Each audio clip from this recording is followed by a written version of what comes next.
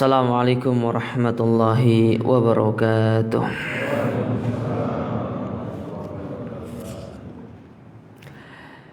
Innal hamdalillah nahmaduhu wa nasta'inuhu wa nastaghfiruh wa na'udzu billahi min shururi anfusina wa min sayyiati a'malina.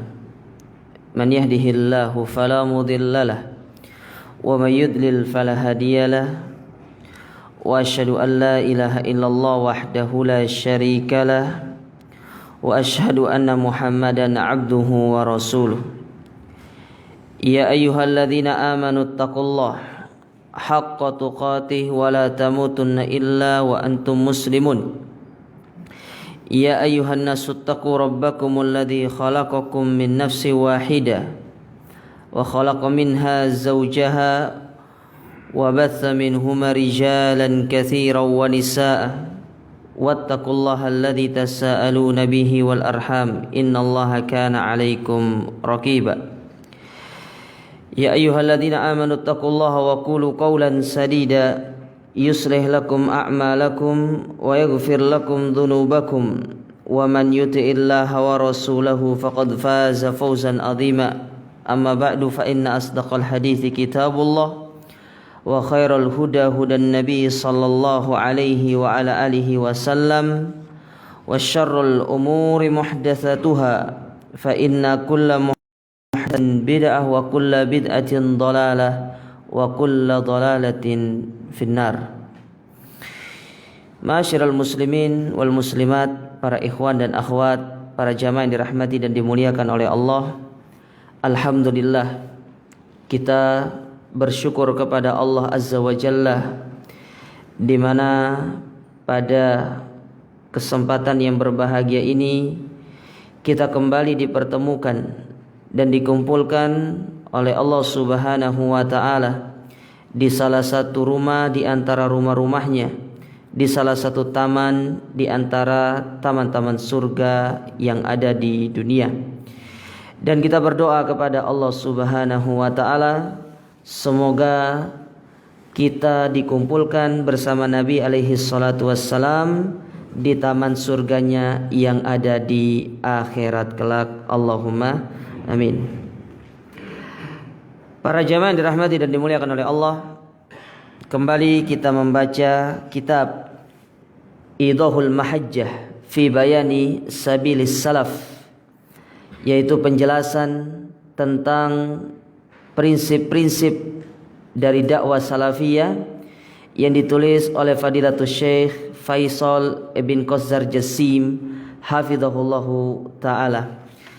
Sekarang kita masuk pada bab atau pembahasan bayanun annal haqqa wat tariqa wahidun la yata'addad. Bab yang menjelaskan tentang jalan kebenaran itu satu dan dia tidak berbilang. Jadi jalan kebenaran itu cuma satu, tidak banyak. Tapi jalan kesesatan itu banyak. Ya.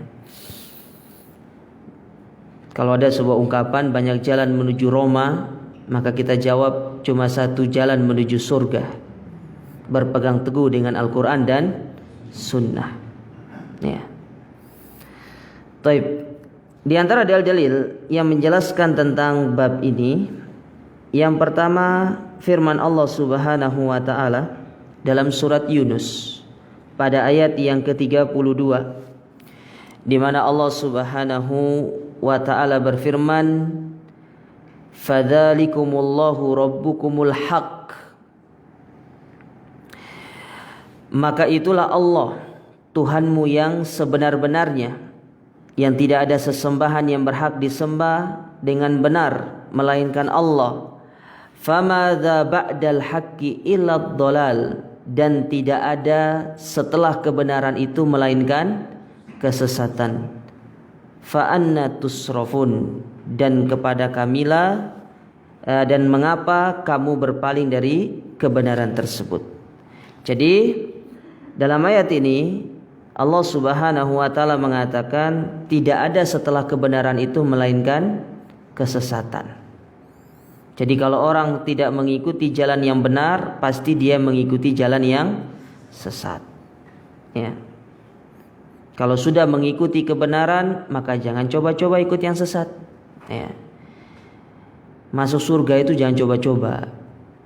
Ustaz, saya mau coba-coba ngaji di sana, tidak bisa. Kalau sudah kena syubhat, bahaya. Fitnah syubhat ini sangat berbahaya.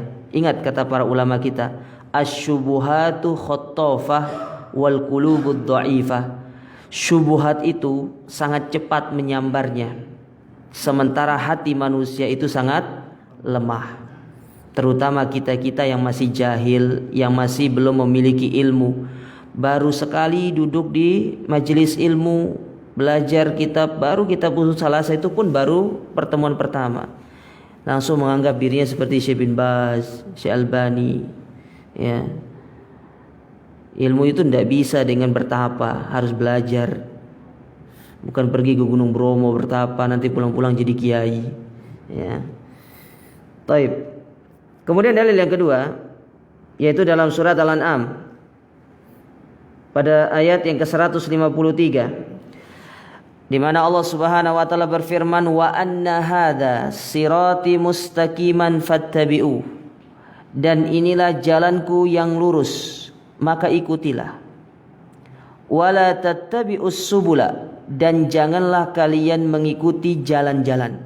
Subul itu jamak dari kata sabil. Ya, jadi sabilun itu bentuk tunggal atau mufrad dalam bahasa Arab. Jadi dalam bahasa Arab itu ada 3 ya, ada mufrad, ada musanna, ada jamak. Kalau kita kan beda bahasa Indonesia. Kalau tidak tunggal pasti jamak. Kalau bahasa Arab tidak, ya, mufrad, musanna, ada jamak. Nah ini disebutkan dalam bentuk jamak, subul, jamak dari kata sabil. Sementara keduanya itu sabilan, sabilun, sabilani, subul. Maka Allah mengatakan di sini, janganlah engkau mengikuti jalan-jalan selain daripada jalanku. Apa akibatnya kalau kita mengikuti jalan tersebut? Fatafarraqu bikum an sabili, niscaya kalian akan bercerai-berai dari jalan-jalan tersebut. Dan itu sudah terbukti. Tidaklah orang ketika dia meninggalkan mengikuti Al-Quran dan Sunnah di atas pemahaman salaful ummah, yang mereka rasakan bukan perpecahan. Tahsabuhum jami'a wa qulubuhum syatta. Kalian kira hati mereka bersatu, padahal di dalamnya mereka saling cakar-mencakar, saling jatuh menjatuhkan, saling hasut menghasut. Kalau sudah hasut, jatuhnya ke dalam pembunuhan. Inilah jamaah. Maka kebenaran itu dengan kita mengikuti Al-Quran dan Sunnah, bukan dengan kita mengikuti hawa nafsu. Maka Allah tegaskan di sini, ketika kalian mengikuti selain jalan Al-Quran dan Sunnah sesuai dengan pemahaman salaful ummah, maka Allah Subhanahu wa taala memastikan kita akan bercerai-berai dari jalan tersebut. Dan itu sudah terbukti banyak. Kita dulu yang belum mengenal manhaj salaf, yang belum mengenal dakwah salafiyah, ketika kita mengikuti satu golongan begini, yang terjadi apa? Kita saling berantem satu dengan yang lain, padahal itu dalam satu bendera. Tapi manhaj salaf adalah manhaj yang mengajak kita untuk kembali kepada Al-Quran dan Sunnah sesuai dengan pemahaman salaful ummah. Itu dari Al-Quranul Karim. Adapun dari hadis Nabi SAW, di antaranya hadis yang dikeluarkan oleh Imam Ahmad di dalam musnadnya, kemudian oleh Imam An-Nasai di dalam kitab sunannya, yang mana hadis ini dihasankan oleh Syekh Al-Albani rahimahullah,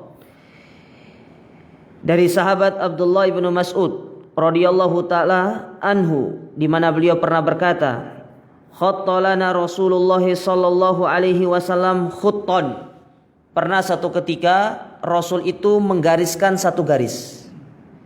Ya, jadi menggariskan satu garis. Tsumma qala, lalu ketika Nabi selesai menggariskan garis tersebut, Nabi mengatakan, hadza sabilullah, inilah jalan Allah. Tsumma khatta khututan an yaminihi wa an shimalihi. Lalu dari satu garis yang lurus itu, di kiri dan di kanan digaris sama Nabi lagi. Ada kirinya garis-garis, ada kanannya. Ya, jadi digaris di sebelah kiri, di sebelah kanan. Waqal, tatkala Nabi selesai menggaris di sebelah kiri dan sebelah kanan, apa kata Nabi SAW?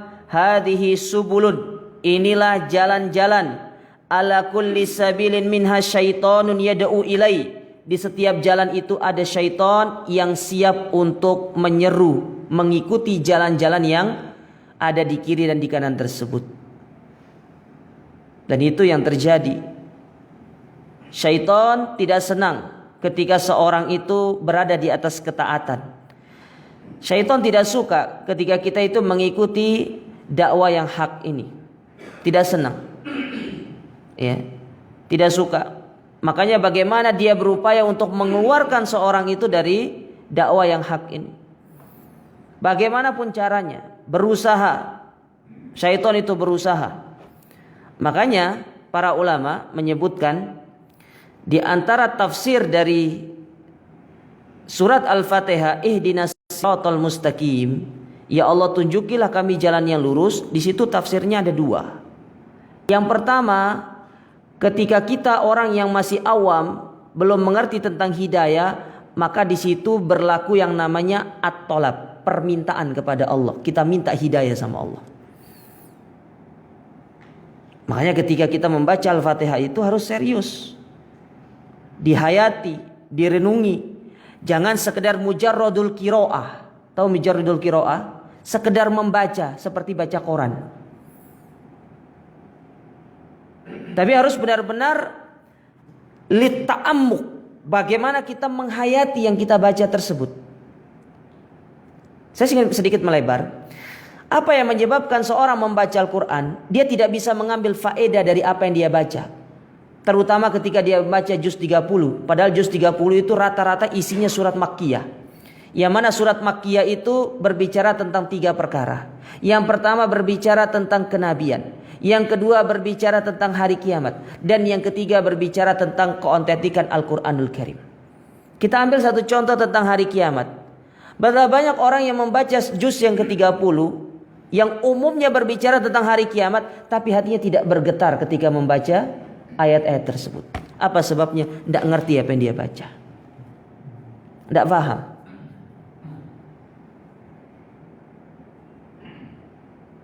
Ya.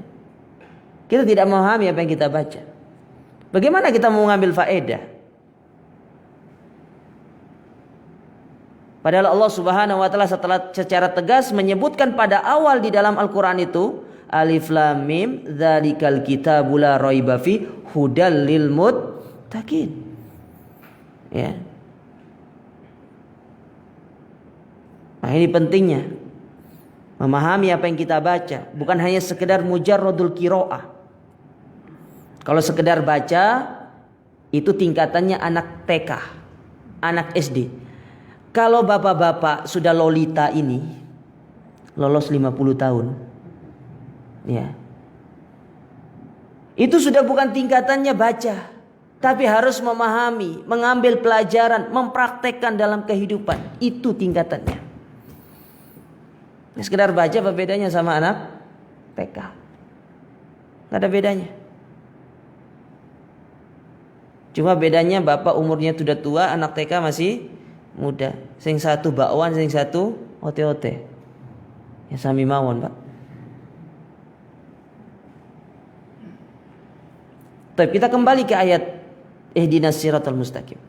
Ketika kita orang yang awam, tidak ngerti tentang hidayah, itu berlaku yang pertama adalah at-tolab. Kita meminta sama Allah Ta'ala. Maka ketika kita baca ihdinas siratal mustaqim, hadirkan hati. Aku minta kepada ya Allah. Itu yang pertama. Sedangkan yang kedua, Kalau kita orang yang sudah mendapatkan hidayah, maka berlaku di situ adalah tolabul istiqomah. Kita meminta istiqomah kepada Allah Subhanahu wa taala supaya tetap dikokohkan di atas manhaj yang lurus ini. Mengenal manhaj salaf, berada di atas manhaj salaf, itu tidak bisa diuangkan jamaah. Tidak bisa dihargai dengan seluruh dunia ini, tidak bisa dihargai.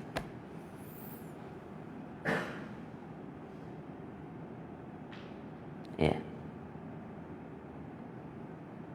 Oleh karena itu minta kepada Allah Ta'ala keistiqomahan ketika Allah sudah menunjuki kita jalan yang lurus. Ya. Terus kita meminta kepada Allah. Jangan bosan-bosan untuk meminta. Meminta kepada Allah itu gratis. Meminta kepada Allah tidak akan merendahkan kita. Tapi justru itulah yang akan menyebabkan kita diangkat derajatnya oleh Allah Subhanahu wa Ta'ala. Ya, minta sama Allah Ta'ala. Ya. Jadi kita kembali ke sini. Syaitan menyeru. Bagaimana mengarahkan kita untuk kembali melakukan penyimpangan di dalam agama. Entah itu perbuatan syirik kepada Allah, entah itu melakukan perbuatan kebid'ahan dalam agama. Terus syaitan itu menggoda manusia, membisiki manusia. Yuwaswis. Dia ingin mengeluarkan kita dari jalan yang hak ini.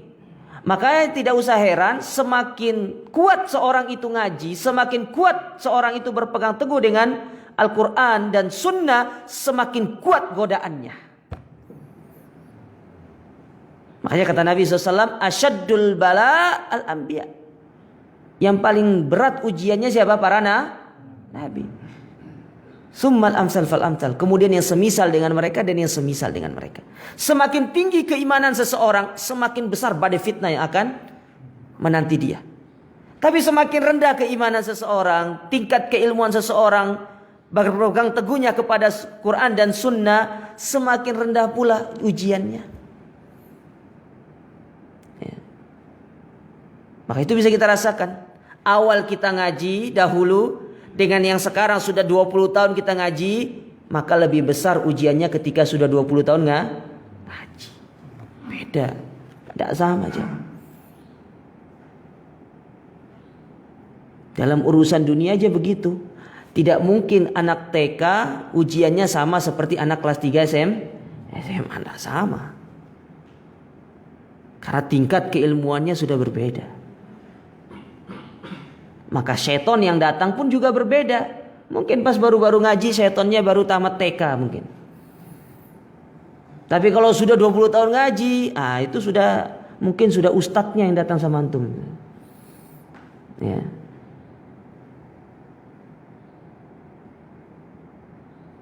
Selalu ada syaitan. Bagaimana syaitan itu menyeru kita untuk keluar dari manhaj salaf.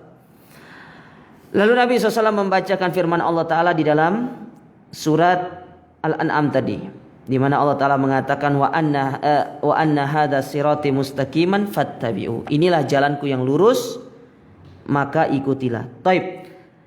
Antum perhatikan hadis yang mulia ini, ketika Nabi SAW menyebutkan tentang jalan Allah, Nabi menggunakan dalam bentuk mufrad, bentuk tunggal, tidak menggunakan dalam bentuk jamak, tidak menggunakan dalam bentuk banyak. Tapi ketika menjelaskan tentang jalan yang menyimpang, Nabi menggunakannya dalam bentuk jamak, banyak. Dari sini satu faedah yang bisa diambil kata para ulama, berdasarkan apa yang disebutkan oleh syurahul hadis, para pencara hadis ini, mereka mengatakan bahwasannya jalan kebenaran itu cuma satu. Makanya kalau antum buka kitab Situd Duror min Usuli Ahlil Asar yang ditulis oleh Syekh Abdul Malik Ramadhani, yang diterjemahkan ke dalam bahasa Indonesia itu 6 pilar dakwah salafiyah, ada satu bab di situ yang berjudul At-Thariqul Wahid. Jalan kebenaran itu cuma satu. Cuma satu. Tidak berbilang. Dan ini harus kita tanamkan di dalam diri kita. Taib. Hadis yang kedua, yaitu hadis yang dikeluarkan oleh Imam Tirmidzi dan dihasankan oleh Syekh Al-Albani rahimahullah, dari sahabat Abdullah ibnu Amr ibn As radhiyallahu taala anhuma qala beliau berkata, qala Rasulullah sallallahu alaihi wasallam, bahwasanya Rasulullah sallallahu alaihi wasallam pernah bersabda, wa inna bani Israila tafarraqat ala thintaini wa sab'ina millah. Sesungguhnya Bani Israel mereka akan berpecah belah menjadi 72 golongan. Dalam satu riwayat disebutkan dipisah. Nasrani, Yahudi. Nasrani 71, Yahudi 72. Dalam satu riwayat. Ya. Nah, kalau dalam riwayat Abdullah bin Amr ini menyebutkan sesungguhnya Bani Israel mereka berpecah belah menjadi 72 golongan. Itu dulu. Tidak tahu sekarang. Mungkin sudah beratus-ratus golongan. Ya. Wataftariku ummati ala 73 millah. Sedangkan umatku, kata Nabi SAW, akan berpecah belah menjadi 73 golongan. Itu dulu. Sekarang sudah ribuan. Ya. Antum kalau baca tasawuf saja, tasawuf itu banyak. Ada yang mantan sufi di sini? Ada yang mantan sufi enggak? Iya, yang torikot itu. Kalau torikot ini, kalau kalau dia bertahlil, la ilaha illallah. Kalau torikot ini, illallah saja. Saya pernah cerita nggak sini ya? Dulu saya kuliah pas S2 itu, saya dapat tugas dari dosen itu. Kebetulan bahas masalah sufi. Saya sampaikan pandangan sufi dari sisi Ahlus Sunnah wal Jamaah. Saya bawakan di situ. Ternyata tarekot, ternyata tingkatan dalam sufi itu ada 6. Tapi bisa jadi 9. Dari dasarnya 3. Syariat, hakikat, makrifat. Syariat itu dibagi 3. Syariat, syariat hakikat, syariat makrifat. Pusing gak tuh? Pusing. Pusing.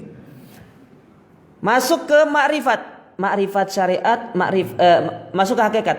Hakikat syariat, hakikat makrifat.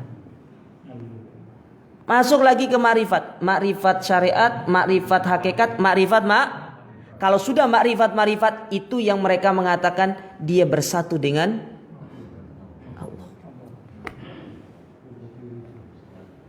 Pusing kan? Ana juga pusing. Ya. Itu baru satu kelompok, belum kelompok yang lain. Belum khawarijnya, belum mu'tazilahnya, ya, belum murjiahnya, belum qadariyahnya, belum jahmiyahnya, ya. Makanya para ulama, di antara ulama-ulama akidah, mereka menulis kitab, ada namanya kitab itu ilmul maqalat, ilmu yang berbicara tentang kelompok-kelompok yang menyimpang. Syiah saja itu banyak sektenya. Syiah itu sektenya banyak, Khawarij sektenya banyak, ya. Qadariyah banyak, Murji'ah banyak. Tapi Ahlus Sunnah wal Jamaah Salafiyun cuma satu. Ya. Kata Nabi SAW, umatku akan berpecah belah menjadi 73 dulu. Kulluhum finnar illa millah wahida. Semua mereka di neraka kecuali satu. Ingat, ini ancaman. Tidak divonis secara apa istilahnya? Muayyan. Muayyan itu apa ya istilahnya? Tidak tertuju langsung. Tidak seperti apa yang disebutkan oleh dalil. Contoh misalkan yang kita sepakat, Abu Jahal di dalam api neraka. Antum tidak boleh bilang nanti ketemu sama orang ada, misalkan dia menyimpang, misalkan antum langsung bilang kamu neraka tempatmu itu. Tidak boleh jamaah. Ini bahaya kalau gini. Ya, tidak boleh. Karena memvonis orang itu langsung kafir itu butuh pendalilan yang sangat kuat. Ya, makanya para ulama mengatakan babut takfir babun khotir. Berbicara masalah takfir, masalah pengkafiran itu bab yang sangat berbahaya. Karena kalau kita sudah mengatakan orang itu kafir, maka dia itu sudah halal untuk diperangi. Itu masalahnya. Halal darahnya untuk diambil, hartanya halal untuk diambil. Makanya berbahaya. Ya. Namun ini hukum secara umum. Bahwasanya Nabi mengancam mereka-mereka itu di dalam api neraka. Ya. Namun perlu diingat, beradanya mereka di dalam api neraka juga bertingkat-tingkat. Tergantung sampai mana kekufuran atau sampai mana penyimpangannya. Kalau penyimpangannya sudah sampai derajat kekufuran, maka itu yang bisa menyebabkan mereka kekal di dalam api neraka. Tapi kalau penyimpangannya tidak sampai derajat kekufuran, ya, maka ini tidak bisa kita katakan dia kekal di dalam api neraka. Contoh, munafik. Munafik itu ada dua. Ada namanya munafikul amali, ada namanya munafik iktikodi. Munafik secara perbuatan, munafik secara keyakinan. Yang diancam kekal di dalam api neraka itu munafik yang iktikodi, keyakinan. Tapi kalau munafik amali, seperti seorang berbicara dia berdusta, kalau dia berjanji dia mengingkari, ini munafik amali namanya, perbuatan. Ya. Jangankan itu orang-orang munafik, orang Islam yang orang ahlus sunnah ya salafin saja masih banyak yang suka dusta. Masih banyak yang suka bohong. Ya. Masih banyak yang gak amanah, dikasih pinjam uang kabur. Betul tidak? Tidak amanah. Ya. Diberikan kemudahan untuk membeli sesuatu dengan kredit, tapi dia tidak amanah di dalam membayar. Ini termasuk apa? Memiliki sifat munafik. Tapi munafik dari sisi apa? Perbuatan, tidak dari sisi keyakinan. Ya. Ini harus dipahami jemaah. Jadi ini hukum secara umum. Qalu, maka para sahabat berkata, "Wa man hiya ya Rasulullah?" Maka siapa yang satu yang selamat itu?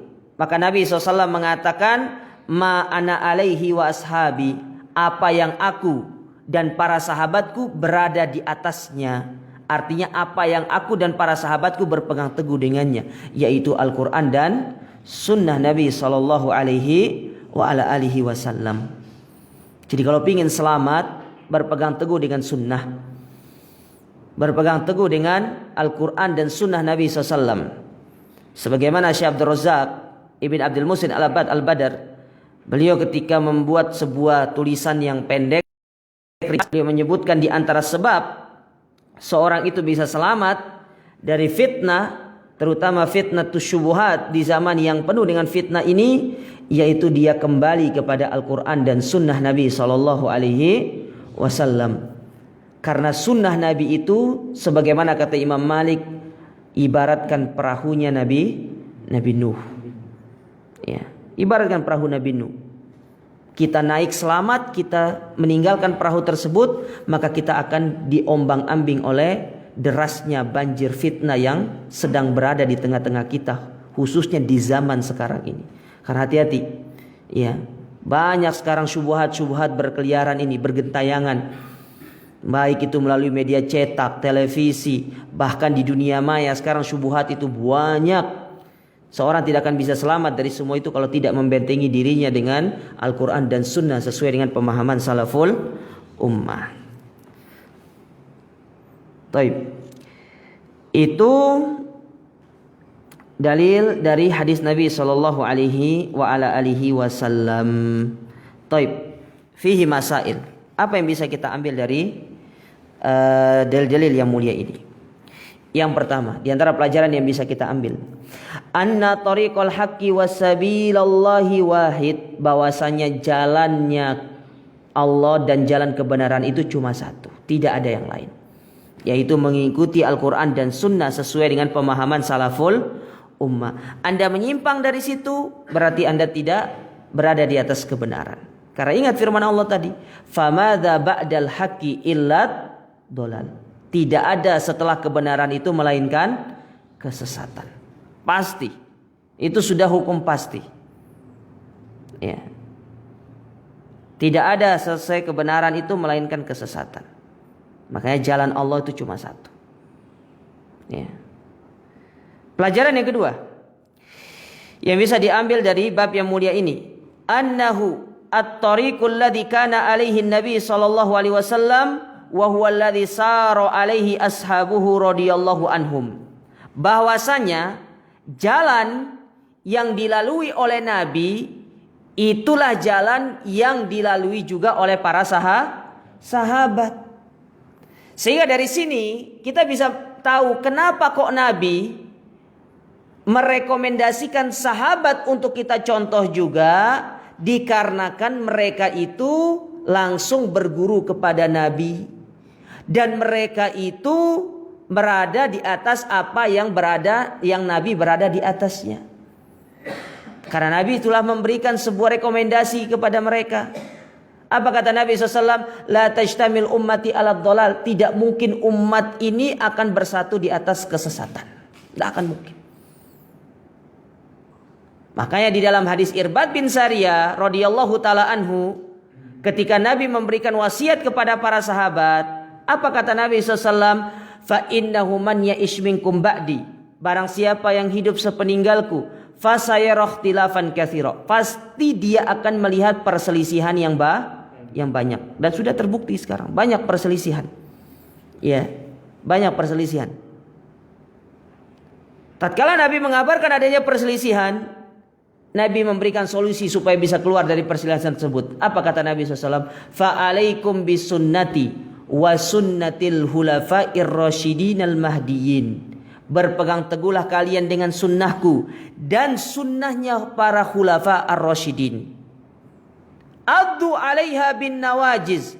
Gigitlah dia dengan gigi geraham kalian.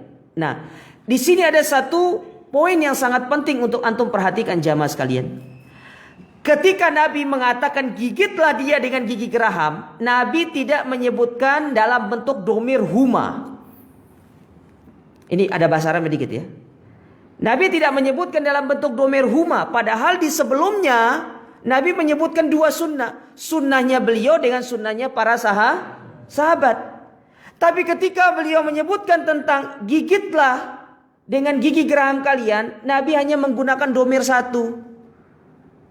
Maka dijelaskan oleh para ulama, kenapa kok Nabi menggunakan domir satu? Kenapa kok tidak mengatakan huma? Kenapa dikatakannya addu alaiha? Harusnya addu alaihima. Karena disebutkan dua. Tapi Nabi menyebutkannya addu alaiha. Tidak menyebutkan hima. Apa kata para ulama? Nabi ketika menyebutkan addu alaiha, itu menunjukkan antara sunnah Nabi dengan sunnahnya khulafaur rasyidin itu tidak ada bedanya, sama saja. Apa yang dikerjakan oleh Nabi, itulah yang diwariskan kepada para sahabat. Ya.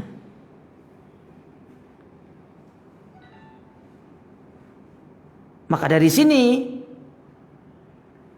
kita bisa mengetahui kenapa kok kita disuruh mengikuti agama ini sesuai dengan pemahaman para sahabat. Karena mereka adalah orang yang paling mengerti tentang bagaimana agama itu dipraktekkan oleh Nabi.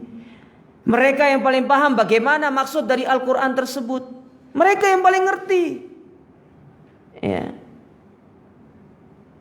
Mereka yang paling memahami isinya. Maka harusnya kita kembali kepada pemahaman mereka. Bukan kita kembali kepada pemahaman kiai kita, ustadz kita, pemahaman sahabat. Ya. Karena mereka telah mendapatkan rekomendasi dan itu sudah kita bahas pada bab sebelumnya.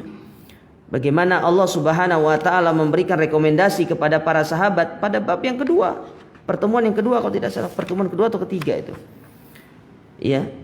Di mana rekomendasi Allah taala kepada para sahabat, Allah turunkan khusus langsung satu ayat menjelaskan masalah itu. Kuntum khaira ummatin ukhrijat linnas ta'muruna bil ma'ruf wa tanhauna 'anil munkar wa tu'minuna billah. Kalian para sahabat sebaik-baik umat yang Allah keluarkan. Ya, tapi sering ayat ini disalahgunakan oleh tetangga sebelah, sebagai dalil tentang bolehnya kita melakukan khuruj. Padahal ayat ini berbicara tentang sahabat. Tidak ada kaitannya ayat tersebut. Surat Ali Imran ayat 110 itu. Kuntum khairu ummatin ukhrijat linnas dengan masalah khuruj itu tidak ada kaitannya. Antum baca tafsir manapun tidak ada yang menjelaskan bahwa itu ayat berkaitan dengan khuruj. Ya. Nah, ini pentingnya memahami Al-Quran itu sesuai dengan pemahaman para sahabat, bukan dengan pemahaman diri kita. Ya, kita ini sopo. Ya. Hafal juz 30 aja belum tentu kelar. Ya. Ini perlu diperhatikan jemaah. Baik. Kemudian pelajaran yang ketiga yang bisa diambil dari hadis yang mulia ini, dari bab yang mulia ini, annan najata munawwatatun bittiba'i hadat tariq, bahwasanya keselamatan itu tidak akan bisa digapai baik di dunia maupun di akhirat melainkan dengan kita mengikuti jalan Allah yang lurus ini, Al-Quran dan Sunnah. Ya. Kita ingin selamat di dunia dari fitnah, berpegang teguh dengan Al-Quran dan Sunnah. Pengen selamat di akhirat, berpegang teguh dengan Al-Quran dan Sunnah. Cukuplah hadis tentang telaga yang menjelaskan tentang betapa pentingnya berpegang teguh dengan Al-Quran dan Sunnah sebagai bentuk keselamatan kita di akhirat. Karena ada tuh di hadis telaga, ketika umatnya Nabi Muhammad berjalan menuju telaga, datang ternyata ada orang-orang yang dihalang untuk mendekati telaga tersebut. Ketika Nabi mengambil air dari telaga beliau, yang ingin diberikan, maka Allah pun melarang untuk diberikan kepada mereka. Sampai Nabi mengatakan, itu sahabatku, itu sahabat. Apa jawaban Allah Ta'ala kepada Nabi SAW? Ya Muhammad, innaka la tadri madza ahdatsu ba'dak. Engkau enggak tahu apa yang mereka lakukan terhadap agamamu sepeninggal dirimu. Mereka merubah-rubah agama tersebut, mengotak-atik agama yang harusnya mereka berjalan mengikuti apa yang telah dituntunkan oleh engkau, tapi mereka melakukan inovasi dalam urusan-urusan agama. Maka dari sini kita tahu agama itu tidak boleh dilakukan inovasi. Ya, semakin kuno agama itu semakin bagus. Tapi urusan dunia, fadl antum berinovasi, tidak ada yang larang. Ya. Dan ini membantah orang-orang yang tidak ngerti tentang pemahaman bid'ah itu. Dikit-dikit bid'ah. Itu suruh ceramah tidak usah pakai mikrofon. Tidak ada di zaman Nabi SAW. Ini orang bahlul namanya. Tidak ngerti tentang bid'ah. Ya. Padahal bid'ah yang terlarang itu dalam urusan agama. Ini urusan dunia siapa yang larang? Tidak ada yang larang kok. Ya. Buktinya Nabi mengatakan antum a'lamu bi umuri dunyakum. Kalian lebih paham tentang urusan dunia kalian. Silakan kalian berinovasi. Allah tidak melarang. Tapi yang dilarang itu adalah dalam urusan-urusan agama. Itu yang tidak diperbolehkan. Ya. Itu orang-orang gak ngerti tentang pengertian bid'ah. Ya. Padahal secara tegas para ulama menyebutkan tentang pengertian dari bid'ah, seperti Al-Imam As-Suyuti misalkan menyebutkan tentang pengertian bid'ah tersebut. Al-Imam Al-Auza'i misalkan. Ya. Para ulama-ulama yang lainnya ya, menyebutkan tentang pengertian bid'ah dalam urusan agama yang tercela itu, bukan dalam urusan akhirat. Ya. Bukan dalam urusan akhirat. Bahkan perkara-perkara dunia, kalau perkara tersebut digunakan untuk kemaslahatan agama, maka itu bisa bernilai pahala di sisi Allah Subhanahu wa taala. Kan ada sebuah kaidah dalam urusan agama kita, dalam kaidah fikih kita, al-wasail ahkamul maqasid. Sarana itu tergantung ke arah mana kita gunakan. Kalau sarana itu kita gunakan untuk maksiat, maka sarana itu juga terlarang bagi kita. Tapi kalau sarana itu kita gunakan untuk kebaikan, maka sarana itu bisa dikatakan sebagai salah satu nilai ibadah nanti di sisi Allah Subhanahu wa taala. Ya. Antum beli sepeda motor, tujuannya buat apa? Saya mau pergi kajian. Ya, maka setiap putaran roda yang antum jalankan dari motor tersebut dicatat sebagai pahala di sisi Allah. Tapi kalau antum beli sepeda motor supaya anak mau pergi ke klub itu, mau pergi ke diskotik ini segala macam, ya itu akan bernilai dosa di sisi Allah Subhanahu wa taala. Ya. Ini yang perlu dipahami para jamaah sekalian. Jadi tidak ada keselamatan kecuali dengan mengikuti jalan yang hak tersebut. Yang keempat, di antara pelajaran yang bisa diambil dari bab ini, al-wa'id liman khalafat tariq, ancaman bagi orang-orang yang menyelisihi kebenaran, menyelisihi jalan Allah Ta'ala. Apa ancaman di dunia? Mereka akan saling berpecah belah. Ya, mereka akan saling bercerai-berai. Oleh karena itu, tidak mungkin kita akan mendapatkan persatuan yang hakiki kalau persatuan tersebut tidak dibangun di atas Al-Quran dan Sunnah. Kalau persatuan tersebut dibangun di atas hawa nafsu, dibangun di atas tendensi duniawi, seiring hilang tendensi duniawi tersebut, maka hilang pula persatuannya. Ya. Oleh karenanya, hati-hati dengan slogannya orang-orang harokiyin, orang-orang pergerakan. Ya. Apa slogan mereka? Nata'awanu fima ittafaqna wa natadhawaru fima ikhtalafna. Kita saling tolong menolong dalam hal yang kita sepakati dan kita saling bertoleransi dalam perkara-perkara yang kita perselisihkan. Masalahnya itu berselisihnya bukan perkara khilafiyah. Ini perselisihannya sudah yang satu dakwanya tauhid, yang satu dakwanya syirik. Yang satu ngajak kepada sunnah, yang satu ngajak kepada bid'ah. Yang tidak bisa disatukan lah. Gimana mau disatukan? Tidak akan bisa. Ya. Maka sering kita sampaikan para jamaah sekalian, banyak di antara kita yang lupa bahwasanya konsep awal Islam itu dimenangkan oleh Allah Subhanahu wa taala bukan karena kekuatan, bukan karena jumlah, bukan karena kuantitas, tapi karena kualitas. Ya, karena kualitas. Allah menangkan 300 lawan 1000. Disebabkan karena apa? Karena mereka berpegang teguh dengan tauhid, berpegang teguh dengan Al-Quran, berpegang teguh dengan tuntunan Nabi mereka. Allah menangkan 300. Tapi coba lihat di perang Uhud, Allah kalahkan mereka ketika hanya menyelisih satu perintah Nabi. Nabi bilang jangan turun. Hanya bilang jangan turun loh dari bukit rumah itu. Apapun yang terjadi jangan turun. Itu pesan Nabi. Mau menang mau kalah jangan turun pokoknya. Apa yang terjadi ketika mereka turun dari bukit rumah? Ya, padahal mereka sudah diperintahkan oleh Nabi SAW untuk berada di atas tersebut. Ketika mereka turun, yang terjadi apa? Allah hinakan mereka. Allah kalahkan mereka. Kondisi umat ini sekarang begini. Umat Islam itu seperti ini. Nabi pernah mengatakan, nusirtu birra'bi masyiratas sahr. Aku dimenangkan oleh Allah Ta'ala untuk melawan musuh 1 bulan perjalanan. Musuh dengar Nabi mau perang, mencret mereka duluan jamaah. Mencret mereka, takut. Lihat bagaimana Heraklius baru dikirimi surat, sudah gemeter dia. Gemeter. Ya.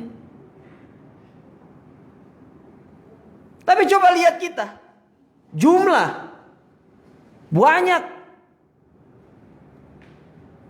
Tapi apakah dengan jumlah yang banyak itu kita sekarang dimuliakan sama Allah Ta'ala? Sama sekali tidak. Bahkan mereka yang mengaku kaum muslimin, mereka merusak agama mereka sendiri.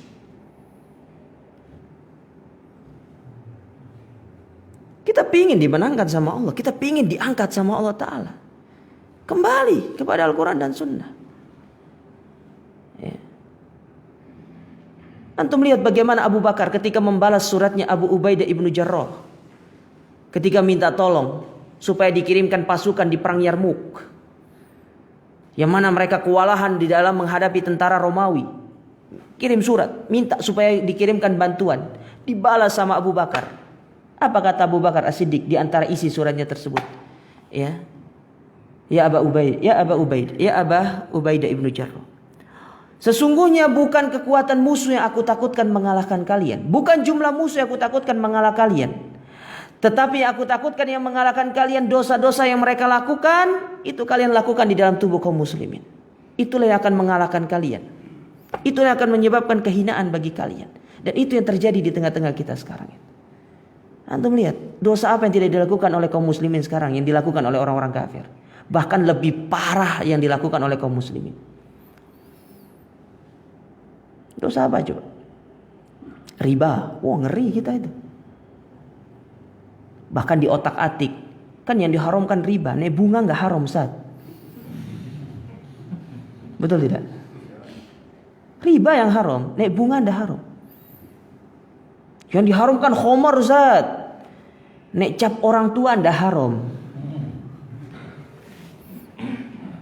Tuak itu ndak haram. Ndak ada hadis yang mengatakan innallah haramat tuak gitu kan. Ndak ada hadisnya kayak gitu tuh kan. Lihat kondisi kita sekarang aja. Masjid banyak yang hadir sholat berjamaah.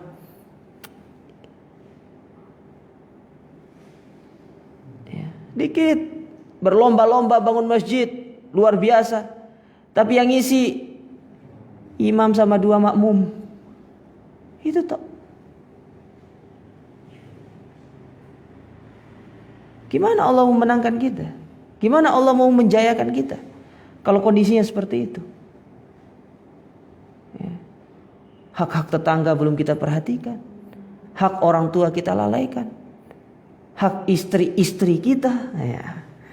Bukan istri ya, istri-istri gitu ya. Kita lalaikan. Apa yang mau kita banggakan? Ngaji juga kadang-kadang. Ya. Ini lihat kisah para ulama kita. Imam Ahmad datang jalan kaki, nggak dapat sama gurunya itu. Imam Bukhari datang cari cuma 1 hadis. Ya, kita nih dibacakan beribu-ribu hadis loh kita dibacakan. Di bawah AC, ada air minumnya. Dulu nggak ada, zaman dulu tuh nggak ada AC jamaah. Nggak ada lampu. Karena pernah cerita sama antum bagaimana kisah dari Ibnu Hazm al-Andalusi dengan Abul Walid al-Baji. Ya. Ibnu Hazm al-Andalusi wajar jadi ulama karena bapaknya seorang raja. Dia punya kekayaan. Tapi yang aneh Abul Walid al-Baji bisa jadi ulama sekelas Ibnu Hazm al-Andalusi. Padahal dia tidak punya apa-apa. Tapi dia memanfaatkan penerangan-penerangan di malam hari untuk dia belajar. Makanya dia dikatakan sebagai sahibut thariq. Penghuni jalan, di mana ada lampu di situ dia belajar, dia baca. Kita lampu di mana-mana, satura-turanya listrik sekarang ini. Ya. Yang ada apa? Bukan malah baca buku, ngitung bon jualan. Sing durung bayar sopo ya. Itu kita. Nah, ini perlu diperhatikan jemaah sekalian. Ya, jadi ancaman bagi kita orang-orang yang menyelisihi sunnah Nabi, menyelisihi jalan yang hak. Kemudian yang kelima, ini pentingnya kelima ini jemaah. Anna salafiyata manhajun wa tariqun la ashkhas wa la asma. Bahwasanya salafiyah itu manhaj, metode beragama, enggak ada KTA-nya. Ada KTA-nya enggak? Antum punya KTA? Enggak ada kan? Enggak ada KTA-nya. Enggak ada uang registrasinya. Terus enggak ada penaltinya. Enggak ada jemaah. Antum mau ikut ngaji silahkan duduk belajar. Ya. Tidak perlu harus misalkan datang ngaji ke Nurul Huda, ya. Mana pengurusnya? Saya pingin ada namanya istiqbalnya gitu kan. Ada pegawai istiqbalnya. Daftar dulu ini. Nanti minggu depan ya kartu tanda anggotanya keluar. Tidak ada seperti itu. Anda mau ngaji silakan datang. Itu manhaj salaf. Semua orang memiliki kesempatan untuk meraih ilmu agama, bukan hanya dari anggota. Semua orang berhak, terbuka lebar. Ya. Dan itu yang dipraktekkan oleh para masyayikh kita. Lihat para masyayikh kita yang ada di Madinah, di Mekah. Ketika antum lagi umroh, lihat para masyayikh yang hadir di majelis mereka. Bukan hanya orang-orang Saudi, Afrika, Indonesia, betul tidak? Iya, Bangladesh, India, segala macam. Hadir di situ orang-orang Eropa. Antum kalau pernah lihat majelisnya Syekh Abdul Muhsin Al-Abbad yang biasanya habis maghrib, ya, itu jamaahnya bukan satu, kan antara tiang-tiang gitu kan. Biasanya kalau para masyayikh yang lain cuma antara tiang-tiang ini cukup. Beliau sampai belakang sana banyak. Yang hadir itu mulai dari yang kulit putih sampai kulit hitam. Hadir semua. Enggak ditanya, mana KTA-mu? Enggak ada. Fadhal, kalau mau ingin belajar silakan. Itulah manhaj salaf. Dia itu metode beragama. Maka salah kalau ada yang mengatakan bahwasanya dakwah salafiyah itu adalah sebuah organisasi, sebuah ini segala macam. Kita katakan tidak. Tidak ada seperti itu. Kita tidak, dakwah salafiyah enggak ada istilah ADART-nya, enggak ada. Ada enggak ADART-nya? Ada enggak ya struktur kepengurusannya? Enggak ada. Kalau yayasan 3 generasi emas ada, ya. Ada. Nah, dakwah salafiyah enggak ada. Pembina satu, siapa mungkin? Ustadz Fulan, enggak ada. Tidak ada. Dakwah salafiyah itu metode beragama. Cara kita memahami agama ini supaya kita bisa beragama dengan baik dan benar. Itulah metode manhaj salaf. Bukan organisasi, bukan partai, bukan kelompok tertentu. Ya, yang setiap orang itu boleh untuk hadir, silahkan. Ya, tua, muda, ya, laki-laki, wanita, semuanya boleh hadir untuk belajar dan duduk di majelis-majelis ilmu yang dilaksanakan oleh ustadz-ustadz yang berada di atas akidah salaf. Baik. Kemudian yang terakhir, yang keenam di antara pelajaran yang bisa diambil dari bab yang mulia ini, yaitu butlanu da'wati ila kubulil aqwalil mutabayanah atau mutabayinah wa mutaqabilah wa i'tibariha aqwalan maqbula la siyama fil i'tiqad kal asy'ariyah wa sufiyah. Bahwasanya bab ini mengajarkan kepada kita tentang batalnya dakwah-dakwah yang itu hanya menyeru kepada ucapan-ucapan tertentu, perkataan-perkataan tertentu, tidak. Perkataan kepada pembesar mereka, tidak. Ya. Menyeru kepada dalil, bukan menyeru kepada perkataan para pembesar, para kiainya, para ustadz, tidak. Ya. Tapi menyeru kepada dalil. Maka dakwah-dakwah yang lain seperti dakwah Asy'ariyah, Sufiyah, segala macam, itu mereka adalah orang-orang yang menyimpang dari jalan yang lurus. Dan antum lihat ya, antum lihat, coba antum perhatikan, setiap kelompok yang menyimpang itu kalau tidak disandarkan kepada yang mencetuskan kelompok tersebut, disandarkan kepada pemikirannya. Contoh, Jahmiyah. Siapa yang mendirikan Jahmiyah? Jaham ibn Sofwan. Maka dikatakan Jahmiyah. Ya. Kemudian Rafidhah, Syiah Rafidhah. Kenapa dikatakan Rafidhah? Disandarkan kepada pemikiran mereka, yang mereka itu menolak kepemimpinan Abu Bakar, Umar, Utsman, dan hanya mengakui kepemimpinan Ali. Maka mereka dikatakan Rafidhah. Khawarij disandarkan kepada pemikiran mereka. Kenapa mereka dikatakan Khawarij? Karena mereka kharij min ulil amri, mereka keluar dari kepemimpinan yang sah. Makanya mereka dikatakan Khawarij.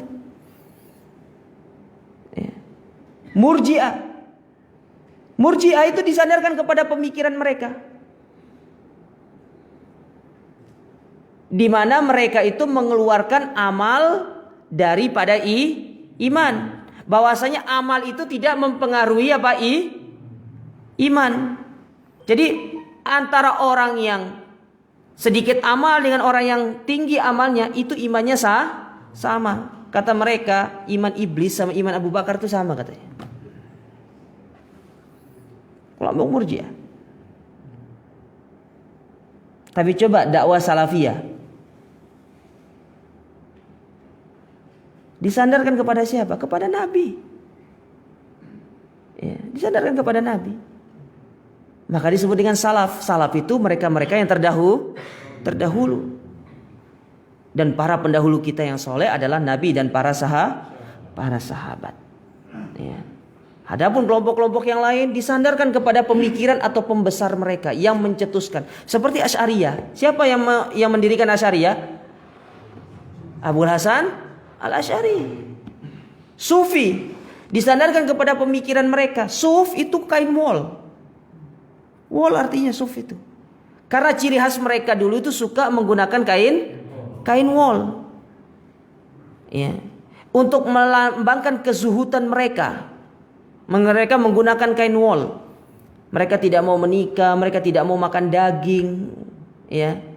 Jadi kalau antum punya tetangga sufi dikasih daging, ya, enggak mau terima, kita yang untung.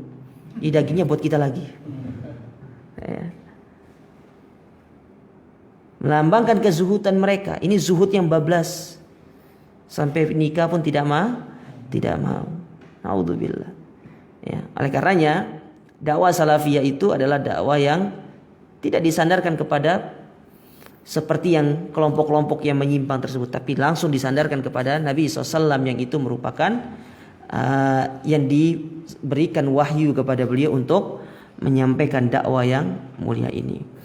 Para jamaah dirahmati dan dimuliakan oleh Allah, itu beberapa pelajaran yang bisa kita ambil dari bab yang berkaitan dengan penjelasan bahwasanya jalan kebenaran itu hanya satu, ya.